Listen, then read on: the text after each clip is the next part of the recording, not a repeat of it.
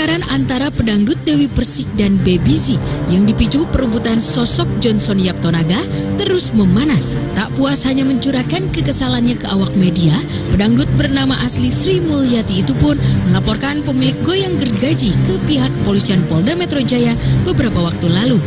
Lantas akankah kasus ini menjadi episode pelik kedua DP setelah sebelumnya sengit berseteru dengan Jupe atau hanya akan lewat sebagai sensasi belaka? Kasih somasi juga tidak ada tanggapan juga ya, akhirnya daripada nanti dikira bagaimana mendingan kita serahin aja ke yang berwajib itu. Ya, jadi agenda saya mendampingi klien saya Baby Z untuk membuat pengaduan ke polisi terkait dugaan pasal 311 dan 310 ya, pencemaran nama baik dan fitnah penistaan yang diduga patut dilakukan oleh saudari DP. Jadi berdasarkan alat bukti yang ada sudah memenuhi syarat untuk diterima laporan ini, sehingga nanti akan ditindaklanjuti dengan proses BAP saudara Baby Z 1 minggu ke depan. Kita tinggal menunggu panggilan. Sementara DP terkesan enggan mengomentari gesekan emosinya dengan Baby Z.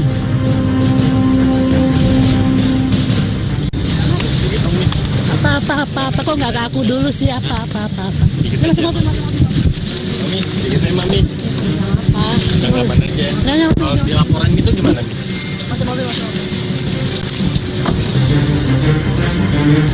Sikap bungkam pemilik goyang gergaji ini jika ditanya soal perseteruannya dengan Baby Z boleh jadi beralasan. Kuat dugaan jika DP tak ingin dimanfaatkan pertengkarannya oleh Baby Z. Apalagi ia mafhum betul jika pedangdut yang memperkarakannya itu pamornya masih di bawah rata-rata pedangdut tenar, apalagi dibanding dirinya. Saya nggak mau dianggap orang saya ini mendompleng popularitas. Saya Baby itu bukan tipe artis yang ingin cepat, enggak. Untuk bukti yang pertama dulu saya close. Saya masih tahu, nanti ada kok bukti rekamannya dari manajernya DP yang mengakui bahwa saya itu memang baik dan tidak pernah mau bermasalah. Tapi ini adalah harga diri. Ketika saya sudah diperlakukan seperti itu dan pertama saya maafkan dan ini dilanjutkan dan itu fitnah. Ya, saya tidak tahu apa maksud seorang Baby Z ya melaporkan, apakah karena merasa bahwa itu tidak benar, tuduhan Dewi Persik tidak benar sehingga Baby Z merasa yakin untuk melaporkan ini kepada pihak polisi, ataukah di sisi lain dia merasa kuat ya, tidak terima. Sikap tersebut juga sekaligus menepis anggapan khalayak, terutama pengacara Nyentrik Hotman Paris Hutapea yang sebelumnya sesumbar menuding DP kerap mengumbar perselisihannya di hadapan awak media.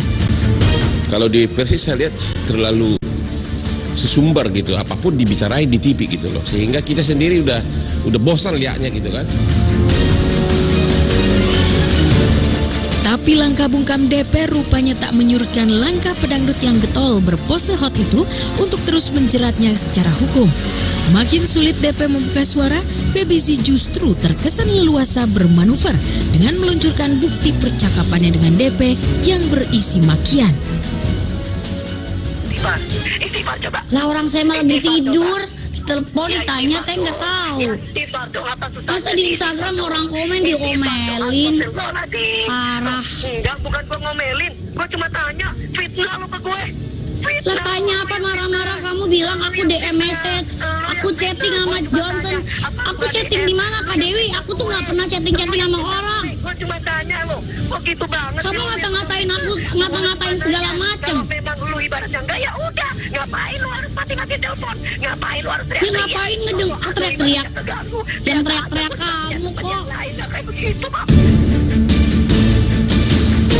Ada yang menarik dari kata-katanya Dewi Persik ketika menelpon itu, suaranya seperti kereta api tidak berhenti. Tetapi ketika menyebut satu nama ya, yaitu saudara Johnson itu, tiba-tiba suaranya langsung melambat ya, dan bahkan DP sempat menarik nafas. Dalam bawah sadar, ketika kita menyebut nama seseorang yang membuat kita merasa tenang, merasa kita punya atensi besar terhadap subjek yang bersangkutan, tanpa sadar suara kita menjadi lebih terkontrol, lebih tenang. Oleh karena itulah DP sempat mengambil nafas di situ. Ya, DP nampaknya memang meluapkan amarahnya ya, semua amarahnya kepada BBC, sehingga suaranya itu sampai tidak terkontrol ya. Jadi seperti DP ini terluka ya, seperti ada seseorang yang memfitnah dia, sementara BBC merasa bahwa itu tidak benar ya. Bisa jadi ini hanya problem miskomunikasi, cuman karena ini sesuatu yang sangat emosional bagi seorang Dewi Persik, jadi ini tidak menemukan jalan tengah ya, atau benang merahnya.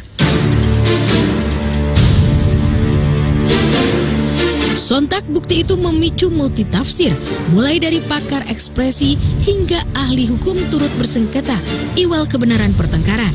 Ada yang berpendapat bukti rekaman tersebut sebagai bukti jika DP arogan, temperamen.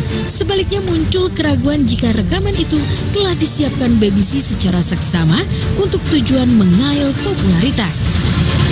Saya bukan ahli IT, tetapi kalau dikatakan tadi baru bangun tidur gitu ya, sudah dimarah-marahin gitu. Biasanya orang tuh kalau baru bangun tidur langsung mendapat suara yang memaki, memarahin, itu biasanya akan menimbulkan suatu kepanikan atau shock. Ada apa? Kenapa kok saya bangun tidur langsung dimaki gitu ya? Tapi ini suaranya sangat tenang sekali, seolah-olah siaga gitu. Jadi saya juga tidak tahu apakah benar BBC itu benar baru bangun tidur atau memang ini video suara yang direkayasa ya, saya kurang tahu. Itu ada sanksi 1 tahun, ada 4 tahun, 3, 11 dan 4 tahun.